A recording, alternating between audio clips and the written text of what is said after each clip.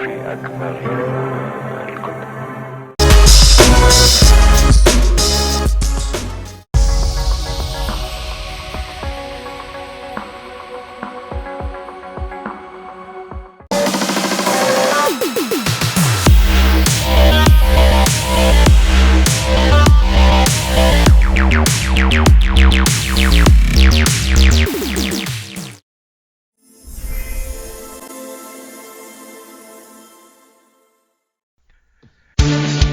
Congratulations, you have found the Lambcast, the official podcast of the large association of movie blogs, also known as the Lamb. The Lamb is the largest collective of online movie blogs and podcasts with 2,000 members and counting. Every week on the Lambcast, various members of the Lamb community get together to talk about our favorite subject, movies. So bookmark the Lamb and follow us on social media.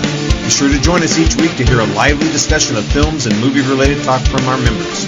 Join the flock at largeassmovieblogs.com. Top 5 Lambcast formats.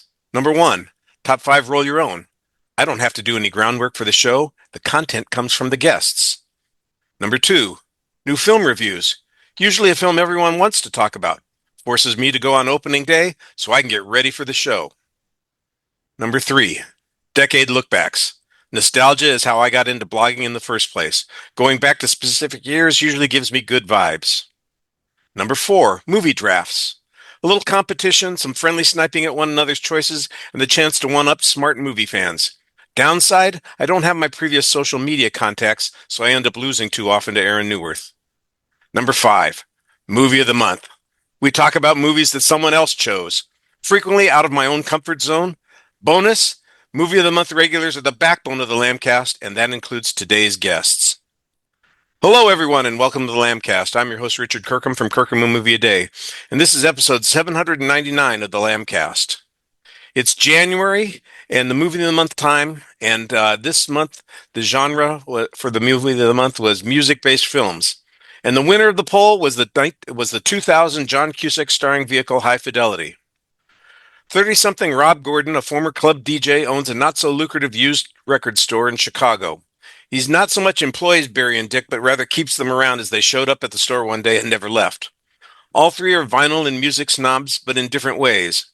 Rob has a penchant for compiling top 5 lists. The latest of these lists is a top 5 breakups.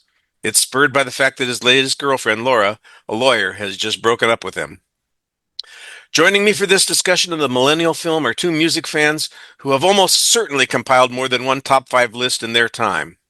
First up is Tony Coogan from Coog's Reviews and the Wicker Man podcast, who joins us from the other side of the Atlantic. Hi, Tony.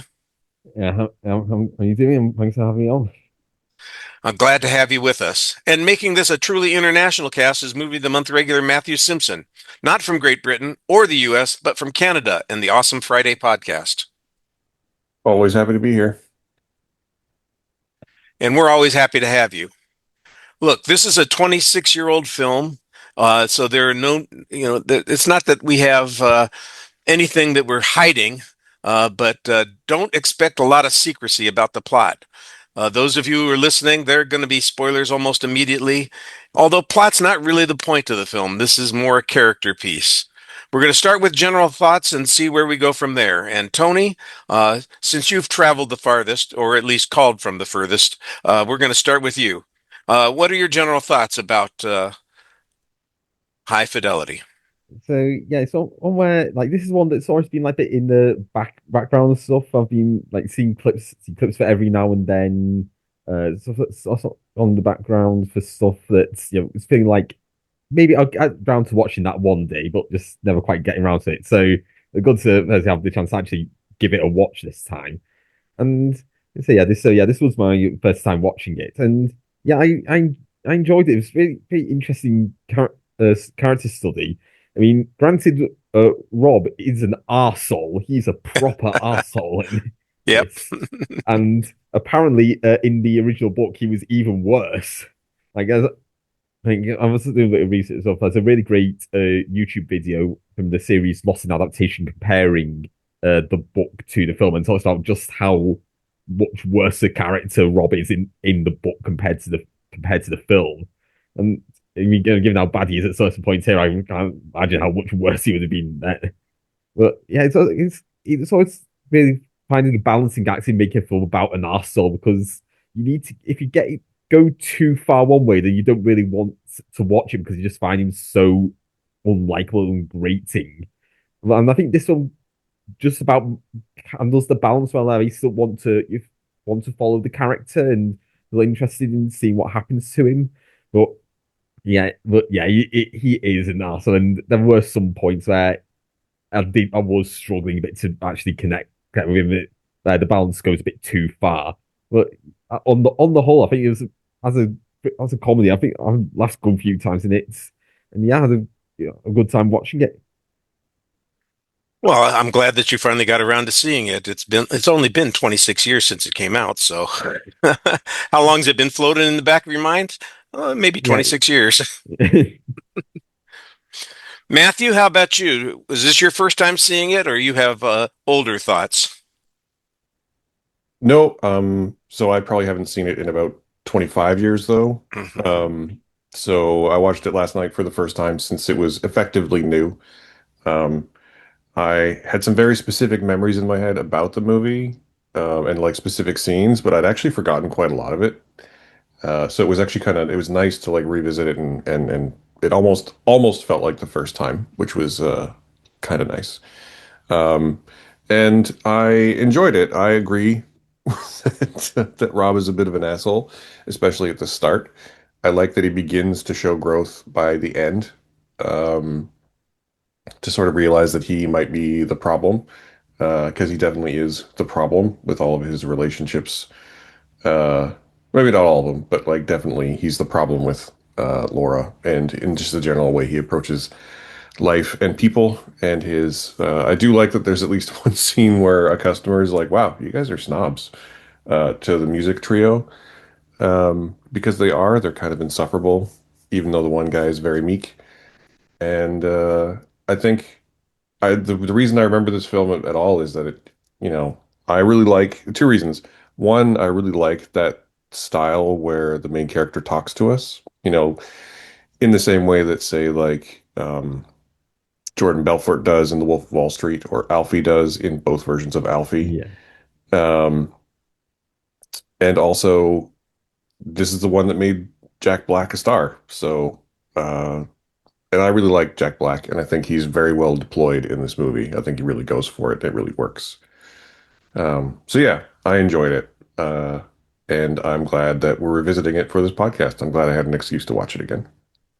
Yeah, it's nice that it won. It's different than the other musical theme films that were up for Movie of the Month because it's not really a musical. The stars do not perform songs except for one person right at the very end. So it's not like it's a stage musical that's been adapted to screen, but it is heavily influenced by the music that is of the time and in the circumstances in which the characters are operating because of the record store.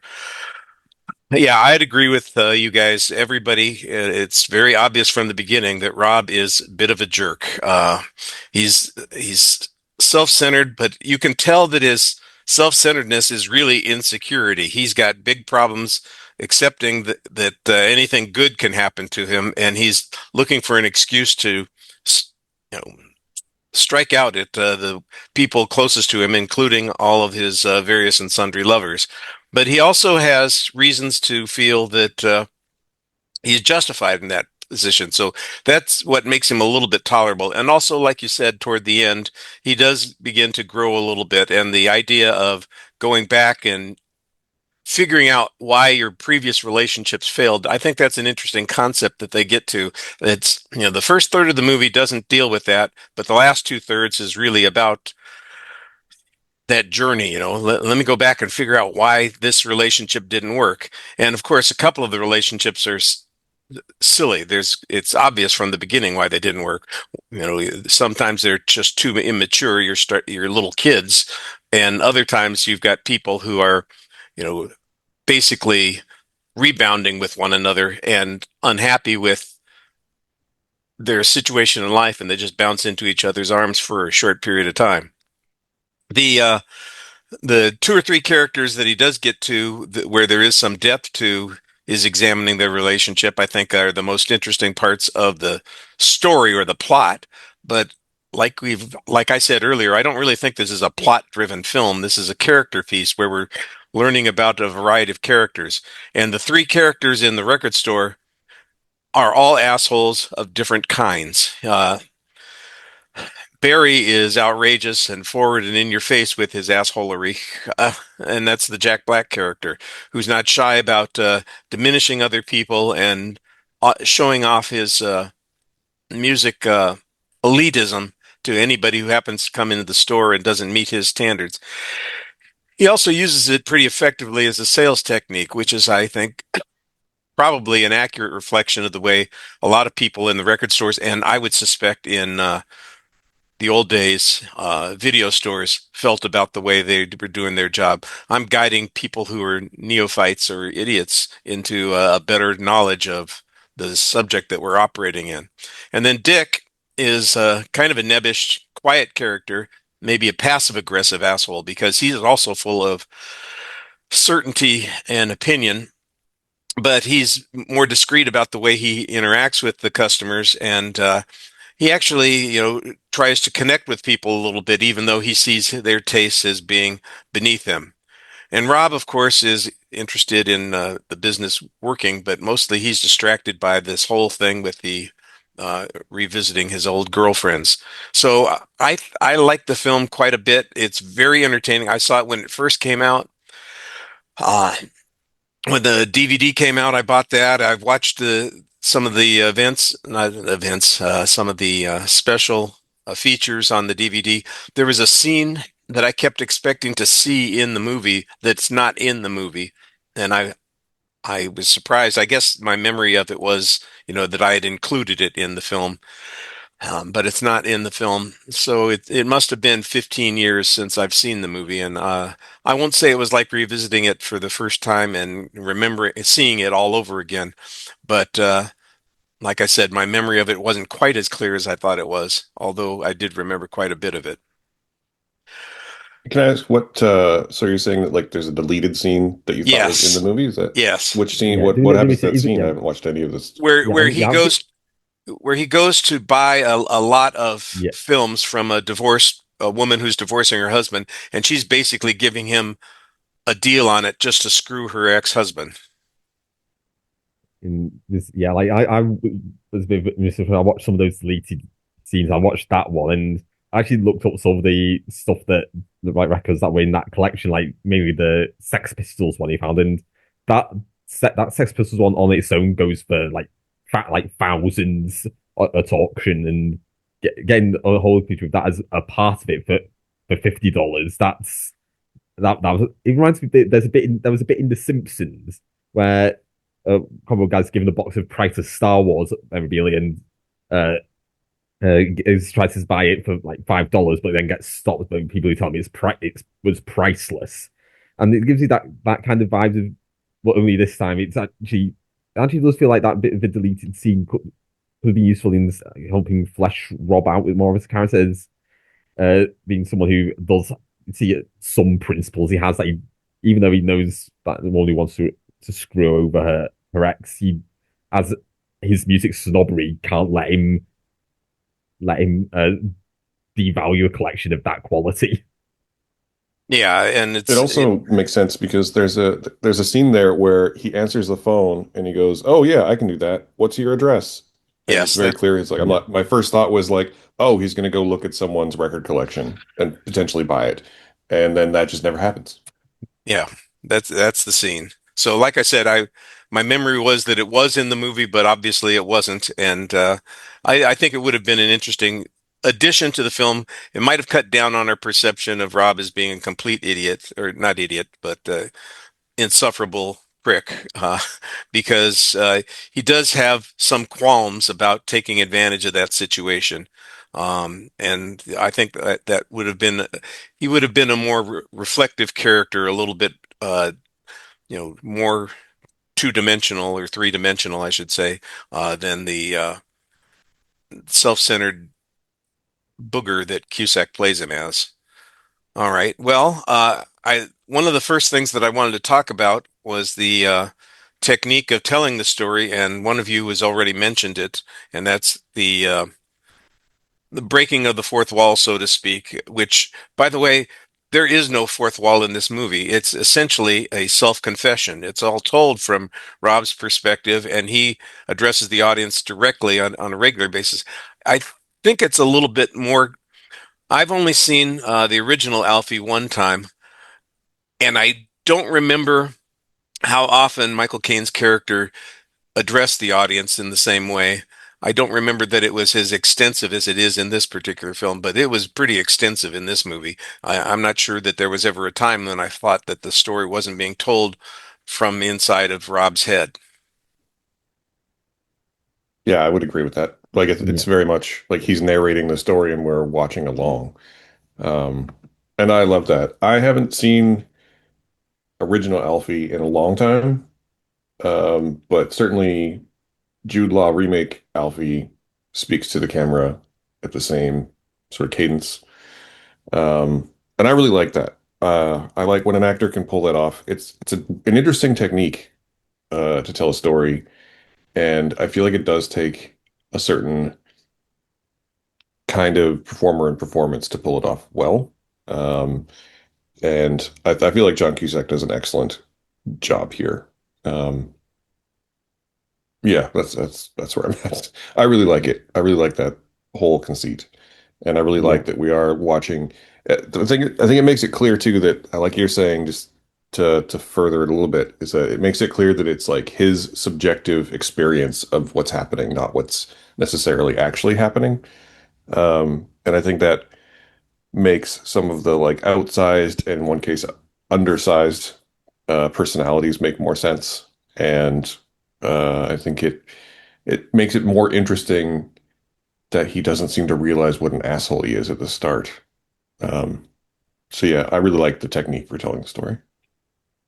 Yeah, I agree with that. It does take certain kind of a charisma to make a fourth wall breaking performance really work. Because if it's done badly, then it just makes the character like annoying, and you just want to think, oh, just shut up and get on with the film already. But yeah, his son, it does feel like it works really getting us into the head of Rob and letting us see how like sometimes, especially the side like the entitled, like narcissistic man child that he is. Like especially when it comes with the second breakup in particular, that's the bit that really stood out to me. Where the other one talk about how Rob pretty much like broke her emotionally, so that she was more she was exploited with a future relationship, and Rob thinks what should have been this a moment for deep introspection of how badly he treats her, and turns into this means I was in the right in it. I'm me, and it works in helping us see the world from Rob's perspective, and yeah, it does work in helping set up the character as an arsehole, and as the film goes on and we see him start to bit more mature in how he dresses the camera a bit, and actually start to like his cadence starts to get a bit more reserved in some ways, at least to me. And it feels like he's getting more mature through the way he's speaking to the camera as it goes on, and he's a bit more mature from the entitledness that he presents at the start of the film.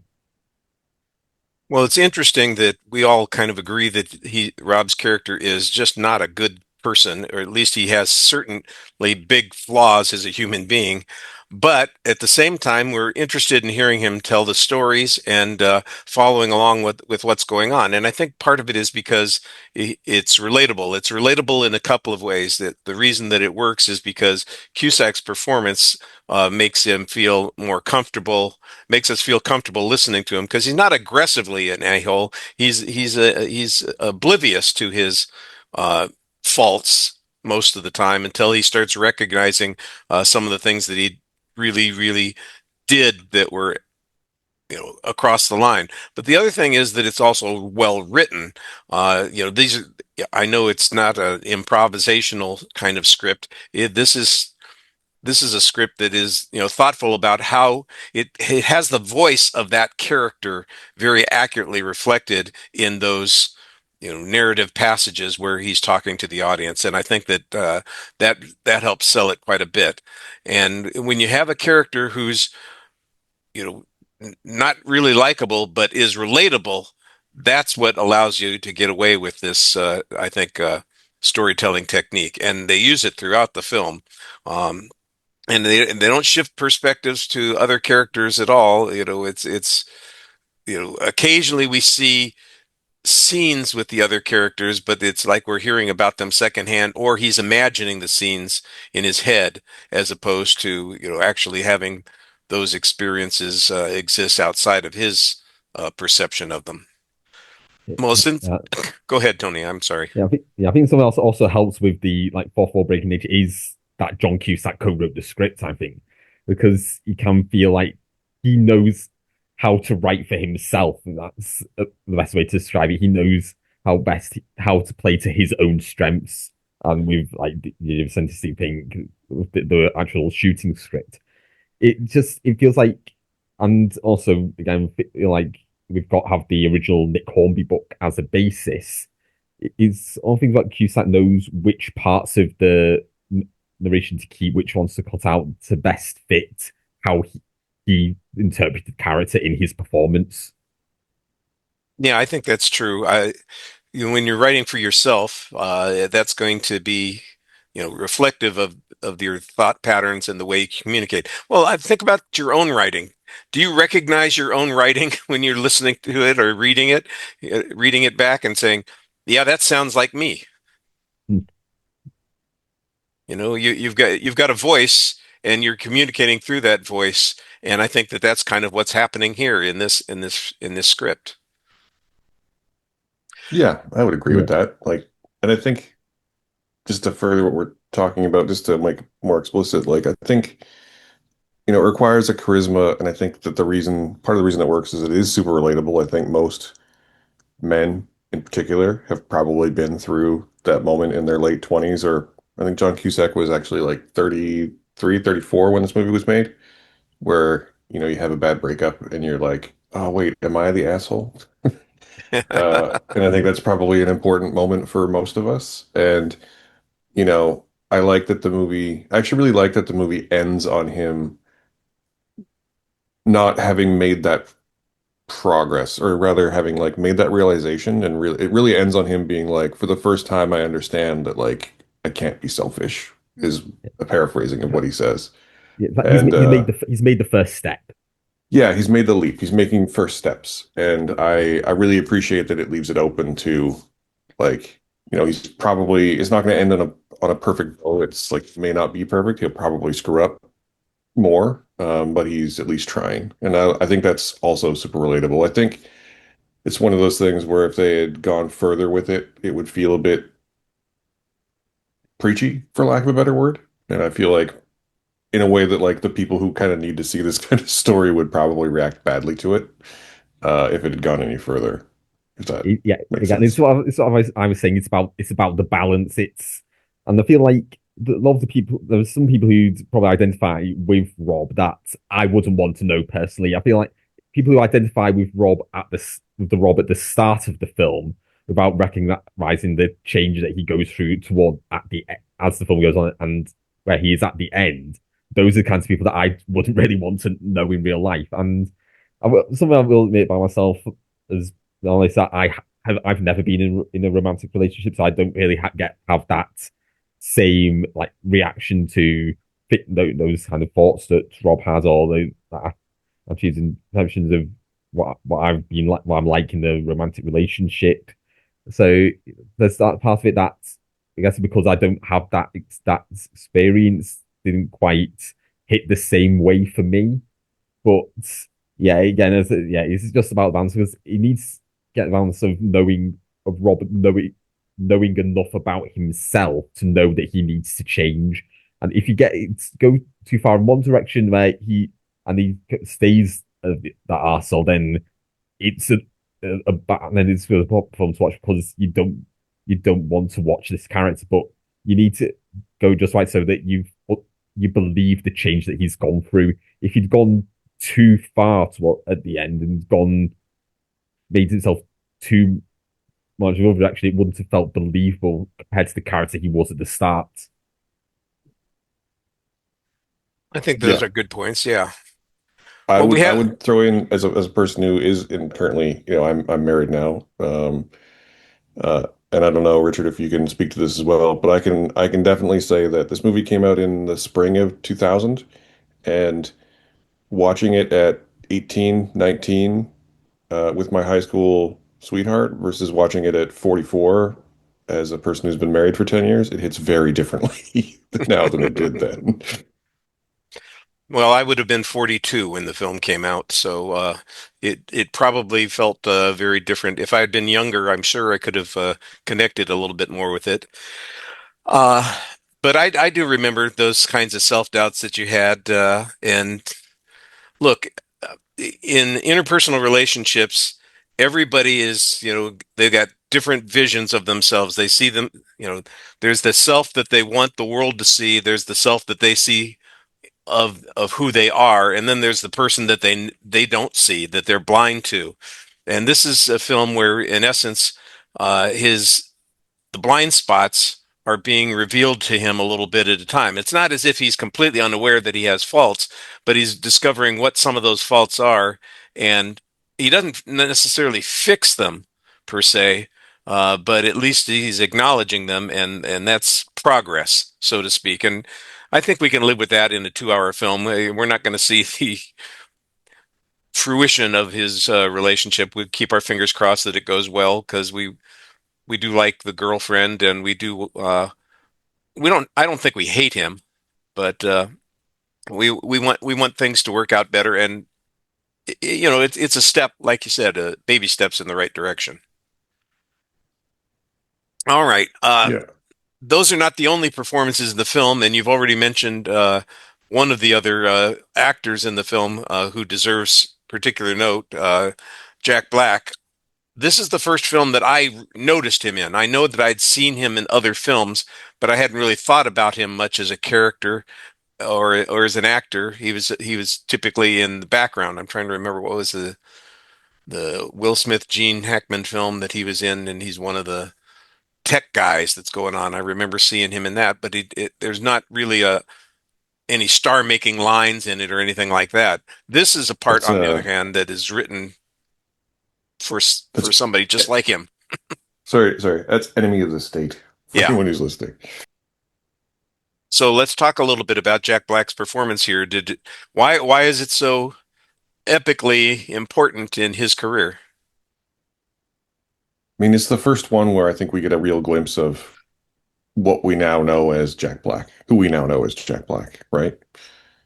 Uh, I had definitely seen him in stuff before this. Enemy of the State, Mars Attacks, um, Never ending let's story 3. Friend of Story 3. He's in Waterworld, which I don't think I would have realized then, but I definitely realize now. He's the best friend in the Cable Guy. Like, the dude's been around. I remember him as the like gun tech guy in the Jackal. And he's fine. Like, he's decent in all these movies. But this is the first one where he gives that sort of like big, almost but not over the top performance. He's got a huge personality. He's very quippy, very zingy, and he has a very particular, I don't know if I can put into words, his very particular like body language and delivery of sassy lines. Um, and just the way he moves his body. This is the first time where we really saw that, and it really like I think it really captured most of us because he from this film is where he went on to do all the stuff that made him a huge star. Like this was his big break movie.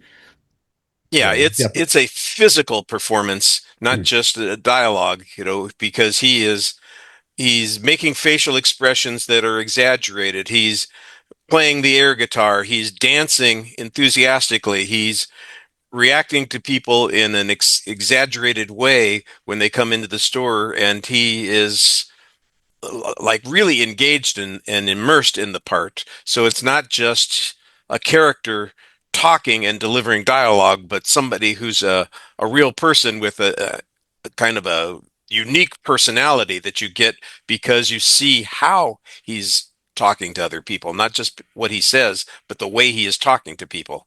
Tony, I know I cut you off a little bit. Sorry about that. So, yeah, I was also thinking like of going back to this now with like the start of his career and really this being the point where started to become the like that that we know of, because it feels like, especially over the past few years, he's Jack Black feels like he's become a bit of a parody of himself to me. Like stuff like in like uh a Minecraft movie, some of the interviews done. It feels like and or like or Borderlands. I'm starting to get a bit annoyed with Jack Black now and his performances, and I'm to the point where I'm kind of dreading seeing Jack Black in films now. But going back to this, and I'm a generation where my proper introduction to Jack Black was School of Rock, and he'll always have that special place of affection through how good he was in School of Rock. Yeah, I think you're right. There's an overdose sometimes, and he's made so many of those comedies that try to replicate this ebullient personality and turn it into a character where it doesn't seem to be quite working. The manic delivery is over the top. I did not see the Minecraft movie, so I don't know anything about how that went.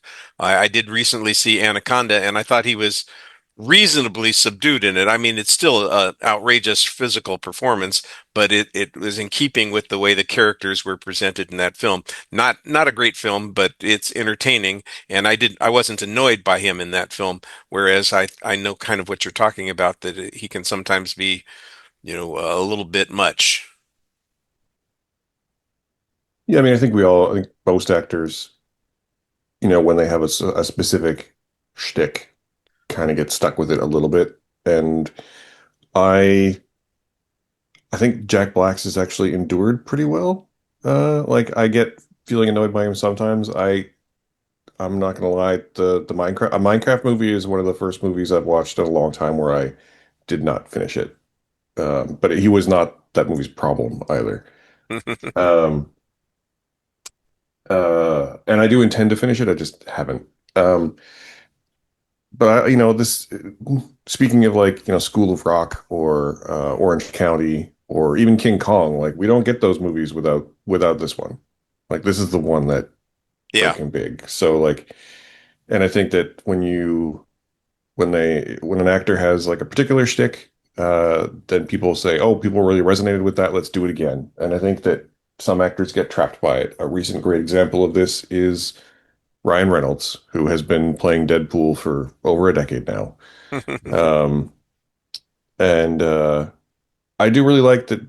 I like the way Jack Black handles it. It clearly just does seem to be him in real life. Like he seems to be like a big, goofy, enthusiastic guy. Um, and I also enjoy that he is also just a very good actor at times. Like I thought I'm not a huge fan of the 2005 King Kong, but like I think he's really good in it. He's really good in if you're into like rom-coms, he's really good in The Holiday. Um, Yeah, I really like him in the Jumanji films. He does, I think he does really good work in the Jumanji films. yeah, yeah, when he's really well deployed to do his shtick, it works really, really well. Yeah, And and he's also just a good actor. So when those films like call on him to do something more than just his shtick, he really delivers. yeah, and he also Um, like he can also kind of do some of the emotional sides better. Like I really like his work, especially in the Kung Fu Panda films, especially the first two. I get some really great emotional beats. Like there's some great bits in Kung Fu Panda 2 where he's probably doing some proper great emotional acting opposite Gary Oldman and Michelle Yeoh, and he properly holds his own in those films. And that's the kind of Jack Black stuff I'm missing now.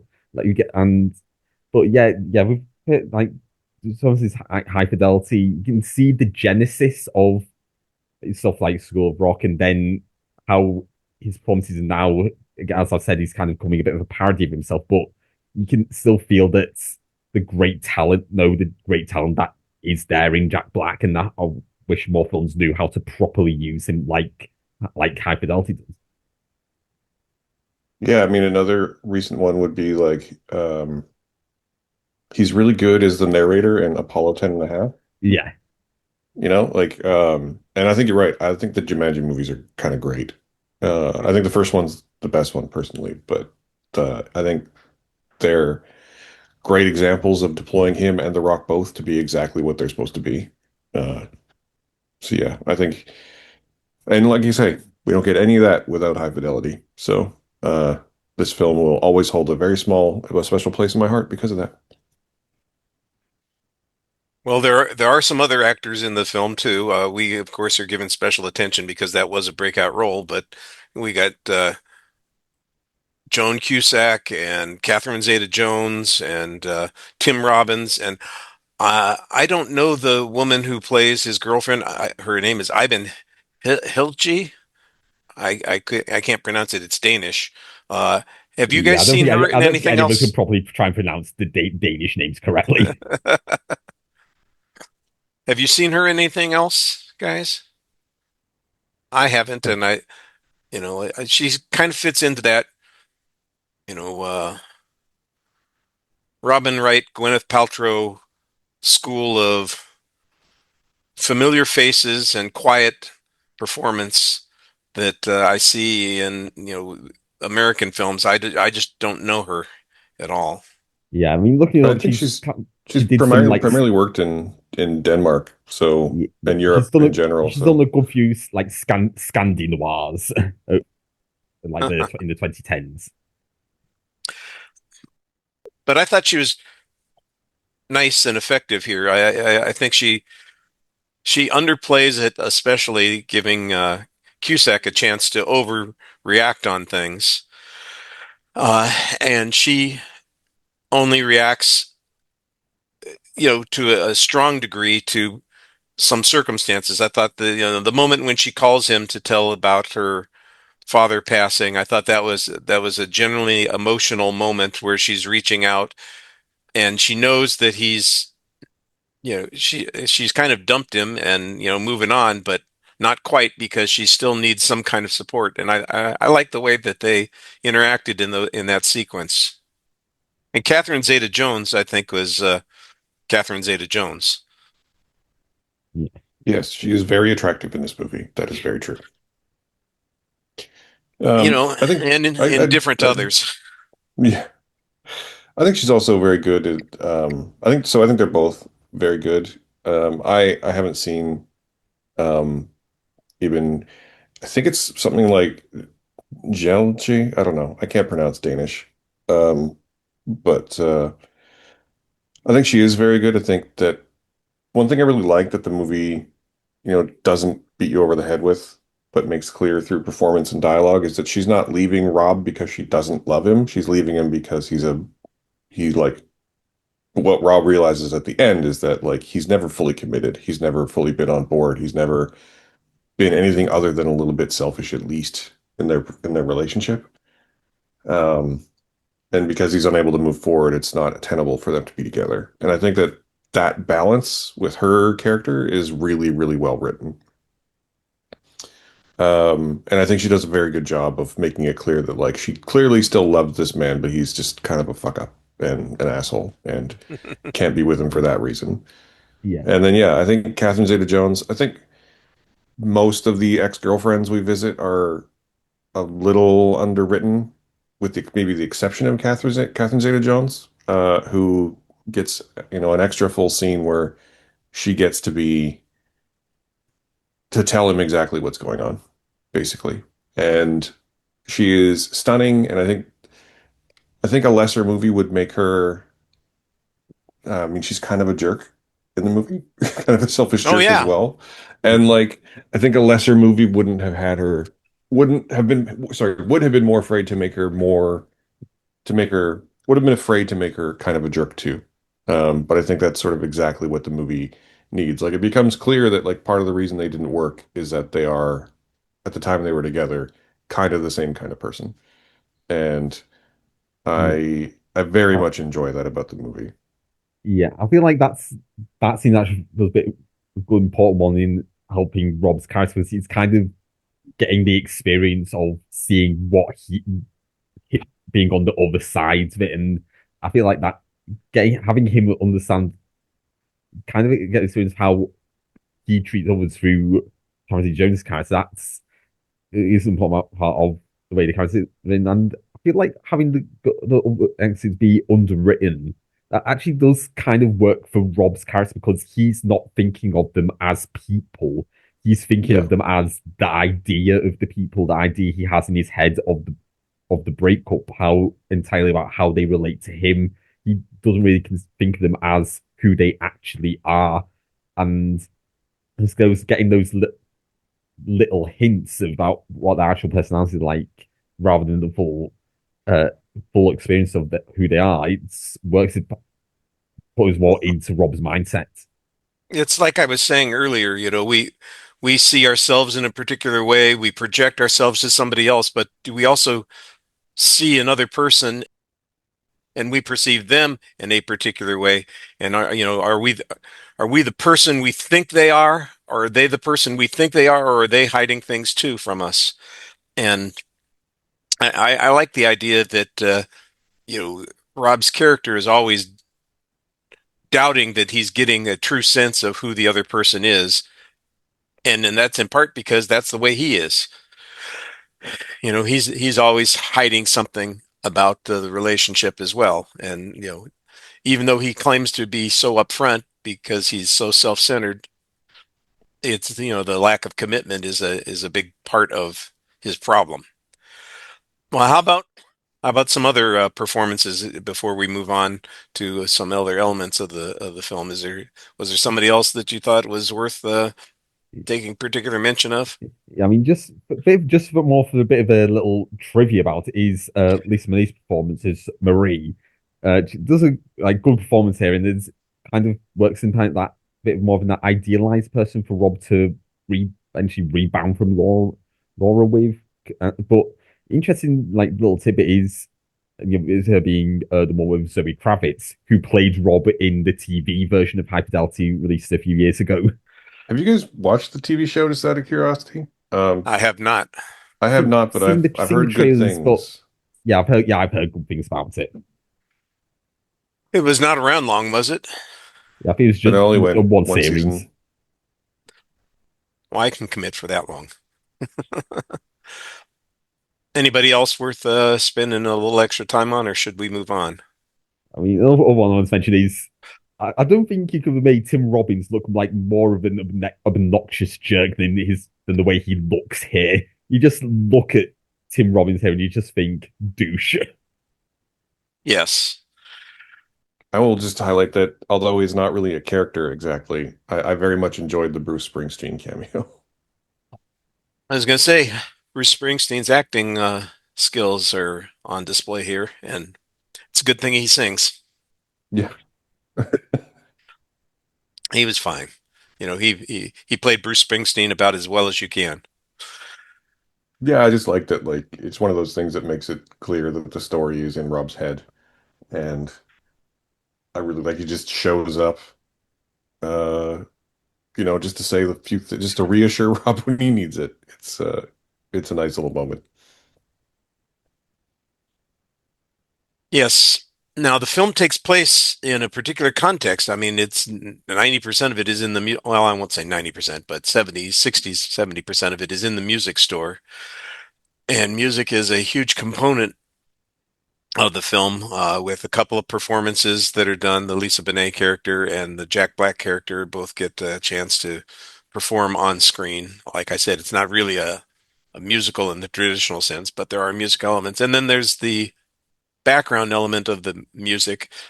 Even when we're not getting a musical cue or a needle drop someplace, characters are talking about music. And I just wondered how authentic you thought the talk was, because it's a different era, and it's different music styles, and people nowadays probably would have almost no familiarity with some of the groups that are being talked about. How did you feel about that? And did you approve of any of those lists that Jack Black came up with? Yeah, I mean, again, this is probably a thing to show my age, right? But most of the groups that Jack was talking about, I'd never heard of. And what's also interesting to think of it in terms of actually the context of the film, was the original book was based around the London music scene. as this one's based on the American music scene, and it's really interesting going back to the book and kind of comparing, contrasting how the musical references to how the different the attitudes would be towards the different countries and different music snobs of each country for different artists. I mean, I will say as someone who again was like 18, 19 when this film came out, that like it's kind of a nostalgia trip for me now. Um, I definitely was listening to a lot of the kinds of music that are in the movie at the time, and I also just kind of dig the vibe of that's what it was like to be in an indie record store around the year 2000 in a way that just doesn't like those still exist today and you can find them. But it was interesting, they're kind of all like that now. Whereas like it used to be that you'd have like your big box stores, your Tower Records and your Sound Music Man here in Canada and so on. And then you'd have these like grungy, off the beaten track ones where you'd find real, experts and snobs. And that I feel like maybe that whole vibe is something we're not really 100% familiar with anymore. Certainly people who are like 18, 19 now probably don't, you know? Well, But they don't own physical media at all. So the idea that an LP is something that you want to own, that it's pristine and you're looking at the edges, and they don't care about that. Although actually, although the thing that I was in like UK like music and DVD physical media chain HMV yesterday, and I actually was seeing like groups of teenagers in the vinyl section. There is that been that bit of a resurgence now, Yeah, and no, I think the vinyl I think is getting a resurgence, but like I said, I'm not sure that people, even the contemporary folks, because there's at one point a reference that says this is not a reissue, this is the original. This is not the second or third printing of it, it's the first printing of it, and that's what makes it so unique and special. And I'm not sure that we except for people who are of an older generation who originated, who dealt with this music originally. I'm not sure that anybody feels the same way about those kinds of elements of the music. I don't know because frankly, I'm outside of that scene entirely. I I don't have a radio station that I listen to in particular. I don't subscribe to a music service. I'm not on Spotify. If I listen to music occasionally, it's usually on the YouTube channel or Amazon. And so I don't really know how people are interacting with music as much as they did at one time. So, it feels like a lot of the music interactions now a bit more are more based around like Spotify playlists, and if you kind of like, think of I don't think as I feel like if I'm remembering it right, based on some of the trailers and stuff I heard from the TV series, it based the talks about the mixtapes. We've talked about playlists, and yeah. I feel like that's how the conversations have evolved over the past few years. Well, the playlist thing is one of those things that I guess if you're sharing your playlists on the subscription services, that's great because people can get a chance to see what you're interested in and how you are relating to music. That's kind of one of the reasons that I still collect physical media like DVDs and Blu-rays is because if somebody comes over the house, you can look and see what somebody is interested in. It's right there on the wall, for everybody who's in your presence to see. You don't have that same kind of thing with me, with film media. I guess you could do the same sort of thing. That's kind of what we're doing in our community here, but it's I think the moderated playlists are one of those things that give us insight. And that's why I like the idea in the film talking about compilation tapes and the top five lists, because they're all attempts to reveal things about ourselves to others. And sometimes it's, for the purpose of, winning a pissing contest, but other times it's to let people know what kind of person we are, or what our mood is, and how we feel about things, and what moves us. And I'm not sure we get the same kinds of thing from a playlist. I don't know. I think you probably, I think the, sorry, I think you probably can. I think in the movie, Rob outlines at least the first few basic rules of how to make a good mixtape, and I think you can apply that to making a playlist. Um, as a middle-aged person, I don't know that I attach the same value personally. There's something there's something there in the like the tactile, like I made this tape for you and I'm giving it physically to you. I feel like there's something in the intent there, like the time and effort it takes to make a tape, I think makes a difference versus just throwing together a playlist. Not that the same rules don't apply, but that like making a mixtape was sort of a labor of love and intention. And making a playlist uh, just doesn't have as much labor. And I feel like that is important to some extent. I feel like and the giving the person the physical token of that intention is important and something that has been lost. Um, Well, Rob yeah, says it in the movie. There are a lot of rules, and you got to make a tape. You fill it with stuff that the other person likes, something that's going to make them happy. And like you said, it's an act. It's an intentional act in this situation to make a play to make a tape for somebody else that includes things that you think they would like, that tells the yeah, other person what you know about them. I don't. yeah. I I don't. mean, like, yeah, it's that part of it. I think isn't gone, but I think that the having the tape, or when I was younger, we would move from tapes to like burned CDs at Right. least, and having that physical thing, like this is an actual thing that I can feel and touch and know that I've given or have been given is a there's a tactile physical thing that has been lost. And sometimes I lament that, which is all I'm getting to. Yeah, that's a component that is different. There are I think the movie is dated a little bit because the technology has changed and the way people relate to music is vastly different than it once was. Uh, and look, this film is set in the middle of a transition that was a transition from 25 years ago, and we've had four transitions in the music business since then. It's vastly different. So, I don't want to say it's an anachronism, but it certainly is a different world that we're dealing with here. But some of the themes, some of the ways that we relate to the music are the same. Yeah, it's gonna be interesting actually going to watch the TV series now, be like set in like 2020, and seeing So, how that series shows the relationship with music compared to how the film did.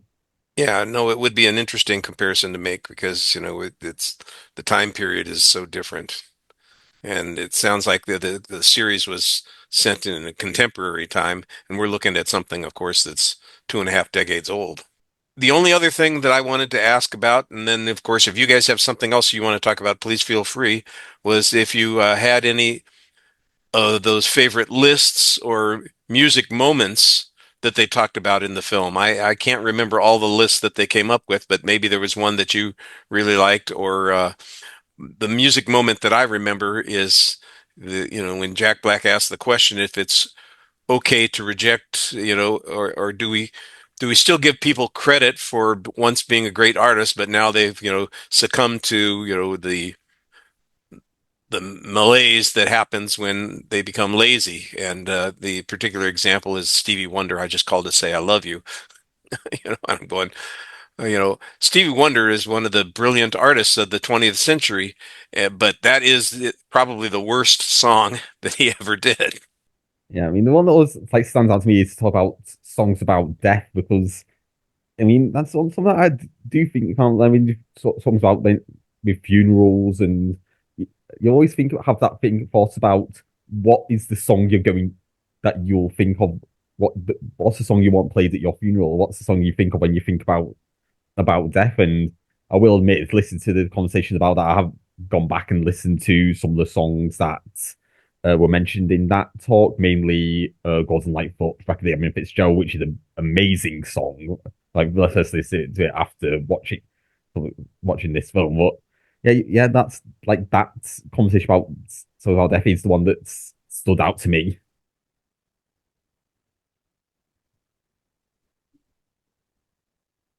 Matthew, how about you? Was there a musical, a moment when they were talking about music in the film that made you There's sort of think or two. One provoked would you in some be way?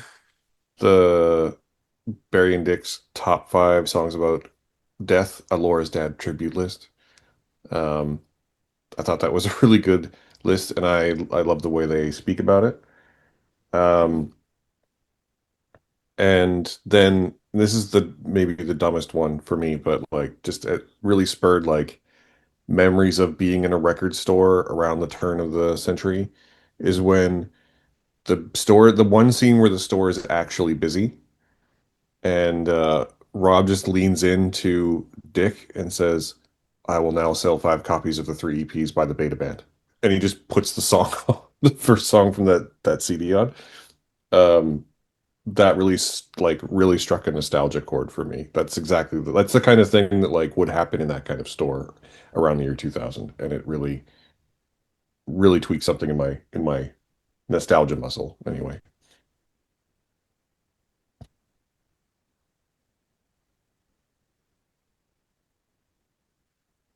Yeah, no, I remember things like that. Even in stores that weren't independent record stores but were chain stores, they'd have the music playing, and when you went into the store, if you were listening to music, I'm sure they sold plenty of those LPs and cassettes and CDs because you're listening to the music there in the store and reacting to it, and that I think you get a lot of in the film. I liked most of the lists included artists that I was not familiar with.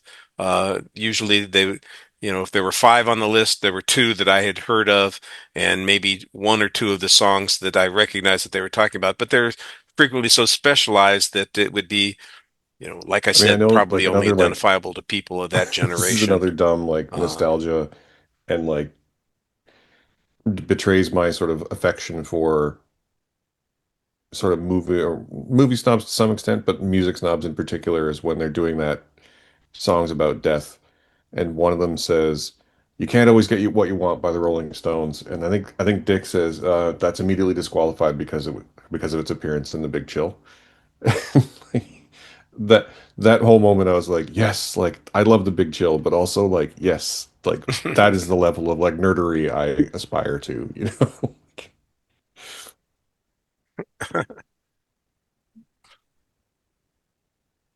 well, you can recognize that the snobbery exists there because how dare this piece of music that is special to Yeah, them exactly. is It's used in great. something that is Love so it. generalized to an audience that wouldn't appreciate it.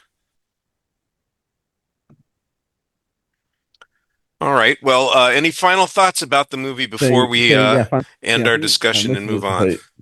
think Tony, about how the about film you? as Final said, thoughts? it's yeah, as I said, it's what it's this is film that it needs to focus have the balance right between over how Rob is presented as a character, and I am intrigued about seeing how the TV show handled the character and how the book handled the character. Yeah, as I said, some stuff I've watched about comparing the book to film is like a lot of the rougher edges about Rob were sanded off uh for the film.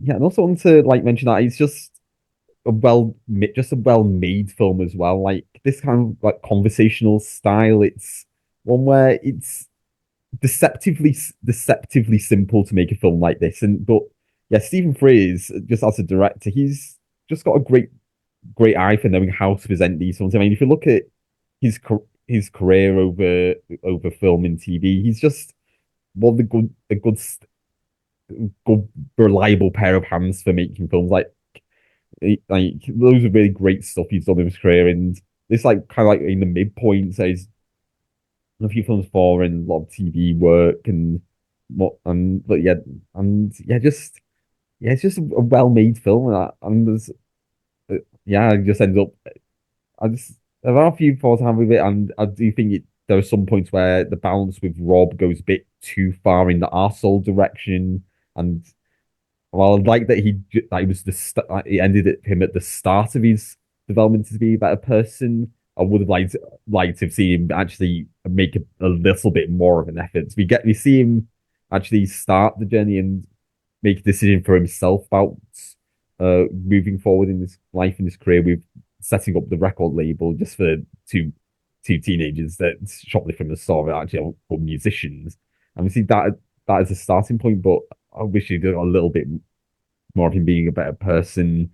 But yeah, well, yeah, as an overall experience, I had a pretty fun time watching this.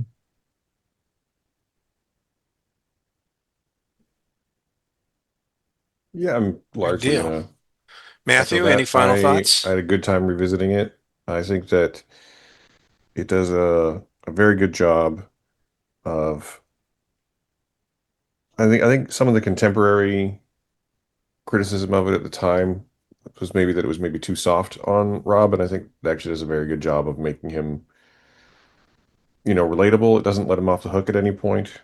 And I think that because of the way it's performed and the way it's written, even though the like, the references and the technology of music and the way we interact with music is now changed, I think it does a great job of being fairly universal in its themes, and I think it actually holds up really well today. Um, Even, just as like a piece of nostalgia. Um, but in particular, the themes of like what it's like to go through a breakup, what it's like to have that self-realization that, maybe you're the problem or at least part of it. Um, I think that there's a lot of really smart writing, and I think that probably speaking, a lot of people can learn a lot about, processing, their own thoughts and feelings through it. I think it's a really good movie, and I'm glad it exists, and I'm glad we're talking about it. I'm glad I revisited it. It's a good one.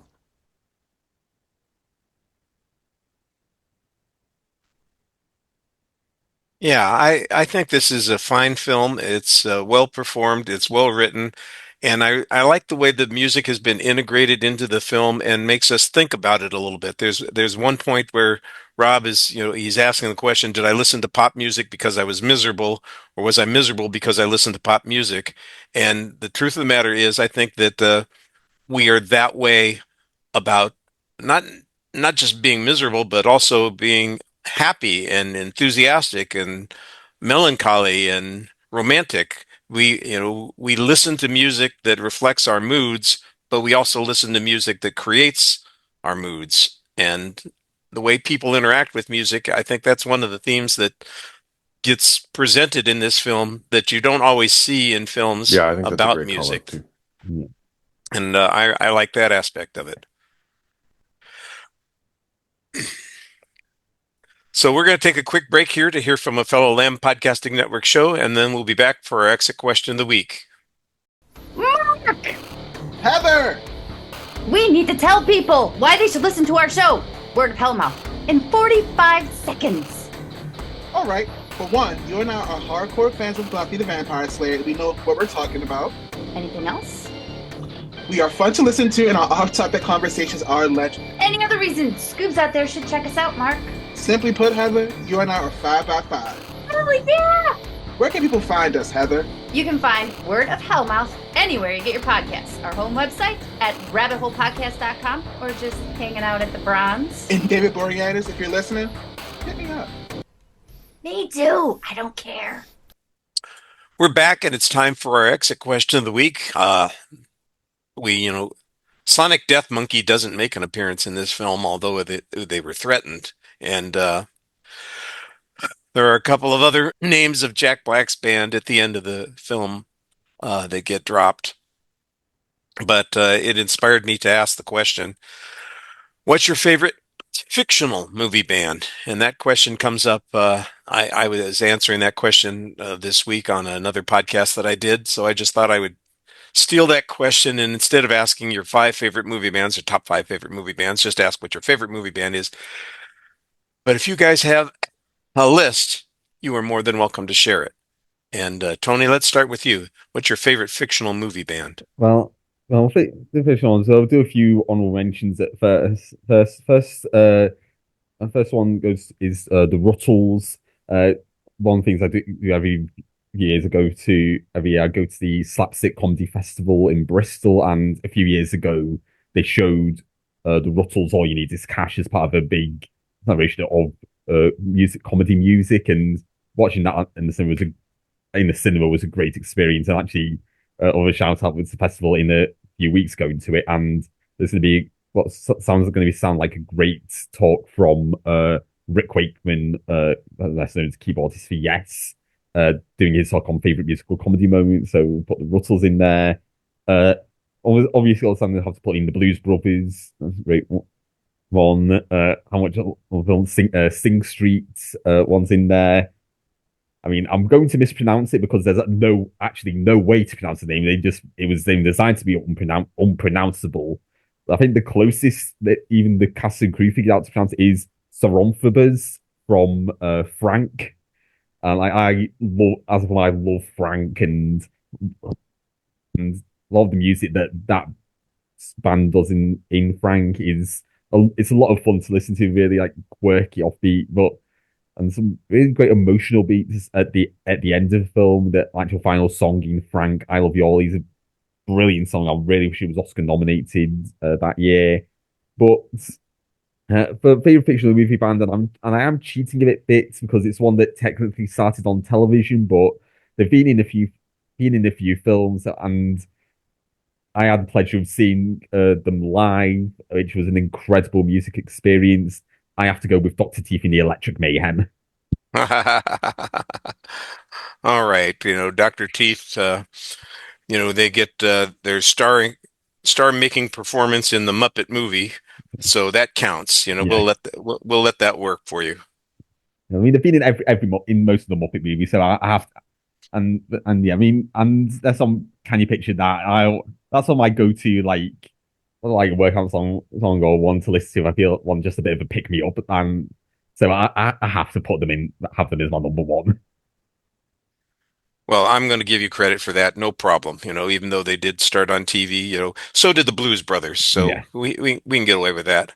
Matthew, have you got a favorite fictional movie band or two? Yeah, so I came up with the top five list. Favorite fictional movie bands. Well, movie and TV bands, because I'm cheating because one of them is from TV. Um, and in chronological order by appearance. We'll start in 1984 with Spinal Tap from This Is Spinal Tap, which, in addition to being a hilarious movie, most of the songs are bangers. Um, Next up from 1996, The Wonders from the movie That Thing You Do. Um, but they have a couple of songs, but they have two great songs in particular, one being That Thing You Do and the other being Dance With Me Tonight. Um, and that movie's such a great like portrait of the one-hit wonder phenomenon. I mean, that's not an old new phenomenon, but like from that particular time period. Uh, I'm going to just make a quick comment. The Wonders is one of my three perfect movies. oh yeah, I love that movie so much. It is great. And again, all the songs are bangers. Good deal. Moving on to something a little different, but from 2007, Dewey Cox from Walk Hard, a Dewey Cox story, which is, I think, one of the funniest movies of the century so far. And also, I think a perfect satire to the point where like I have a hard time watching music biopics now because that movie, yeah, I mean, we did a movie of the month on Walk the Line a few months ago, and the conversation was derailed by how much we were reminded Yep. of Walk Hard. yeah. I mean, I remember I was there. Yeah. Yeah, well, It was more for the listeners who haven't heard that episode. yeah. And I really love that movie, but also all the music is great. In particular, his final masterpiece that sums up his entire life, Beautiful Ride, is a great song, like a legitimately great song. Um, from next up from 2016 is Sing Street from the film Sing Street, which is a lovely film about, kind of like this one. The music is very integral. It's about a young man coming into his own through writing music and writing and performing music. And that song. That whole movie, I was actually very surprised that none of the music stuff was like nominated for big awards. I don't know. I I'm not one typically to like lament that. I tend to view that you're better off celebrating the winners than lamenting the snubs when it comes to award shows. But I was a little shocked that, none of it was nominated for anything huge, at least to my recollection. And then last but not least, a more recent entry from the 2023 miniseries Daisy Jones and the Six. I adore Daisy Jones and the Six, which are a very thinly veiled Fleetwood Mac pastiche. Um, but they put out an album of just that band, and it is a great, I don't know if you guys have heard it. It is a great album. It's a very, I've heard it incessantly. My daughter plays it yeah, constantly. yeah, and it's a great album. And I'd agree. I'd agree. It's a great album. It's a perfect distillation of that sort of like 70s rock band, exactly the kind of band that Fleetwood Mac was. And I think I like every song on that album. And it's one that I do like that all through all of these I listen to, but this one being like a full album from the band as performed by the people playing the band is legitimately a great album. And I love it. Yeah, no, I'd agree. And the series is good, but the album's better. Uh, like I said, I was partially inspired by something that's going on Movie Rob's show right now. So I don't want to reveal my top five, but I did because I was inspired by it. I can't avoid talking about a couple of them. You guys have already mentioned a couple of them, so I don't really need to reveal too much. Let's just say Sing Street makes an appearance in on my list. When we get to Movie Rob's show, you'll hear me talk about that a little bit. This was always an easy answer for me. If I'm talking about my favorite, it's Spinal Tap because Spinal Tap is one of the earliest brilliant movies that I saw from Rob Reiner. It was I, I thought every song was perfect. I didn't understand why there were any nominees other than the five songs from Spinal Tap for the Academy Awards that year for Best Song, not score. Come on, let's do the song thing. Let's pay attention to the songs. It shouldn't just be some song that's stuck on at the end over the credits that gets nominated. It should be something that's part of the story. And all of the Spinal Tap songs fit in that category. There's a, you know, and there's an existence of Spinal Tap outside of the movie too, and I like that, that they actually did tours and they produced a second album, and the band has lived despite the fact that it's a fictional band in the real world, and I think that that's great. It's also a genre of music that I was deep into at the time, and although I'm not quite the metalhead that I once was, I still listen to it occasionally and regularly enjoy uh, that brand of music, including Spinal Tap. And then I'll just throw in one more because it gets neglected, and it's one of those '70s bands that's fictional that I love. Strange Fruit from Still Crazy. Uh, the the the song "The Flame Still Burns" is a perfect example of a anthem, a rock-based anthem from the '70s that touches people deeply. I mean, I could listen to it anytime. Yeah, I just wanted this to talk. This is another recommendation for you to like Spinal Tap. I want to get kind of what the British take on Spinal Tap has been at least around the same time. Check out the comic strip band Bad News with Aid Edmondson and Rick Mail. Or Bad News, or especially More Bad News, the two comic strips present specials. Those are both brilliant ones and kind of work as companion pieces to Spinal Tap on this side of the pond. I'll look for that. That sounds like it'd be fun.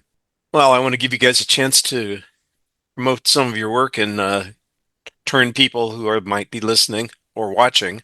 Don't forget there is a video version, an illustrated version of the podcast too, uh, to things that you want to share with them. So let's start with you. So- Have you got something that you'd like people to know So about? yeah, over on my site, cruisereviews.wordpress.com, I've recently published reviews for The Voice of Hind Rajab and 28 Years Later, The Bone Temple. Speaking of music in films, great bit of music in 28 Years Later, Bone Temple. Uh, Also with other podcasts, again, as always, you find become a podcast, just search for that wherever any good podcasts are found. And hopefully over the next few weeks, there'll be an episode of Week's podcast Anthological, where I talk about Monty Python's The Meaning of Life, the middle of the film. And I was recently on an episode of Forgotten Film Cast with Todd Lieber now, talking about the film Scrubbers. So listen out for those. Great. Matthew, what could people find that you've worked on lately that is worth their attention? I'm not gonna lie, I've had a bit of a slower December and January so far, but the easiest way to find all my work is just to check out my personal portfolio page, which is stretched.ca. I do a couple of movie reviews recently published, including I think the most recent one was the people we meet on vacation, which is fine. And then there's been a number of recent like best of 2025 lists, and I'll be posting my best of 2025 list finally to I'm actually not sure where it's going to get published at this particular juncture. It'll either be Awesome Friday or on my Patreon. Um, but I'm finally going to publish it, hopefully, before the end of January. So look for that as well. It'll all be on stretch.ca though. Well, that's good. And, I know these guys are probably going to be having one battle after another on their top 25 lists or top 10 lists for the 2025. So I can't fire them. Spoiler I didn't hire them. spoiler alert, it Go will ahead, definitely not be Matthew. on mine. Oh, thank God. Yeah. Thank I God. didn't hate it or anything, but it's So- not nowhere near my top 10. Well, our guests today, they just started showing up for the show every once in a while, and that's been, at least 10 years for Tony that I know of, because I've been around for 10 years on this show. And I know for Matthew, it's been several years as well. And I appreciate you guys showing up on a regular basis. I don't pay them. They just show up because they are fans of films. And I'm sure that they're going to be here again with their own top 5 lists about what you guys should be watching. So until next time, we're going to see you all later, and try not to listen to any music that makes you too miserable.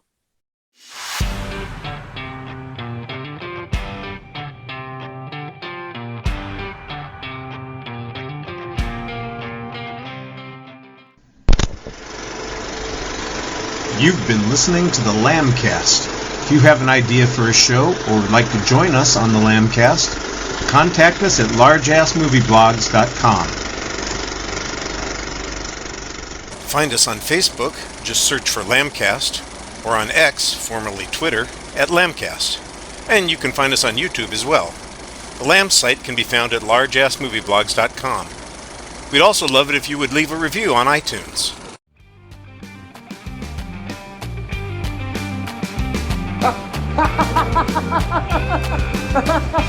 It's over!